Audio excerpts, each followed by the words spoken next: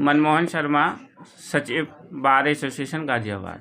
जी, आप 1 साल पद पर रहे हैं जी। क्या क्या समस्याएं थी उस समय जब आपको नियुक्ति मिली इस पद पे? और उस समय में चूँकि कोरोना काल बीत कर चुका था, पूरे देश में महामारी का असर था। उस समय में 7 नवंबर 2020 को हमारा चुनाव संपन्न हुआ था। 9 नवंबर 2020 से हमने कार्यकाल ग्रहण किया। उस समय महामारी के समय में त्राही त्राही थी चारों तरफ। उस समय में बहुत सारी चुनौतियां थी हमारे सामने, कार्य नहीं चल रहा था। 20 जुलाई 2021 से हमारा कार्य सुचारू रूप से चला है, न्यायालय का कार्य। उसके अलावा बार के संबंधित बहुत सारे कार्य पेंडिंग थे। कागजी कार्रवाई में बहुत कमी थी। बार का एफिलिएशन ना होने की वजह से हमारे पिछले कई सालों में मृतक अधिवक्ताओं के आश्रितों को मुआवजे की धनराशि नहीं मिली थी। उस सारे कार्य को हमारी कार्यकारिणी ने पूर्ण किया। तमाम और दिक्कतों को दूर किया। 6 वर्षों से बने हुए सीबीआई चैम्बरों का आवंटन नहीं हो पा रहा था।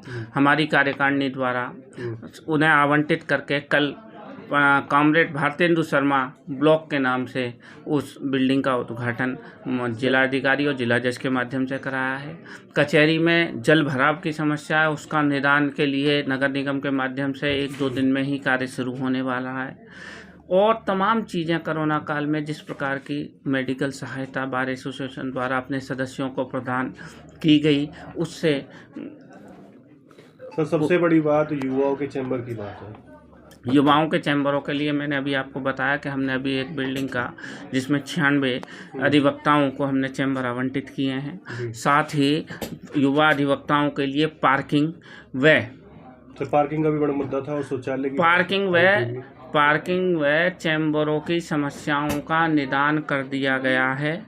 फंड का अरेंजमेंट होना रह गया है। फंड अरेंज होते ही उस पर कार्य शुरू हो जाएगा। ये हमारी कार्यकारिणी द्वारा ये कार्य किया गया है। सफाई की बात कर ली जाए, शौचालय की बात कर ली जाए, काफ़ी वकील लोगों की शिकायत थी, अधिवक्ताओं की शिकायत थी। पूरी साल हमारे द्वारा, पूरी कार्यकारिणी द्वारा सफाई अभियान चलाया गया है। प्रत्येक दूसरे और चौथे शनिवार को हमारे द्वारा नगर निगम की विशेष टीम बुलाकर पूरी साल लगातार सफाई अभियान चलाया गया है। शौचालय का काम हमारे यहाँ सफाई पूर्वक चल रहा है और उसे नया बनवाने के लिए कार्यकारिणी में प्रस्ताव पारित हो गया है। पूरे शौचालय का नवनिर्माण किया जा रहा है।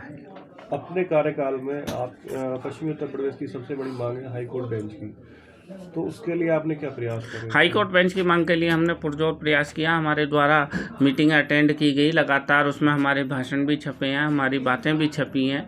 हमने मांग को उग्रता से उठाने के लिए जो बेहतर प्रयास हो सकते हैं अपने स्तर पर किए हैं। चूँकि हमारी केंद्रीय संघर्ष समिति के संयोजक मेरठ बार एसोसिएशन के अध्यक्ष हैं, इसलिए उनके द्वारा जिस प्रकार के निर्देश हमें मिलते रहे उस अनुनिर्देशों के पालन में ही हमने कार्य किया है।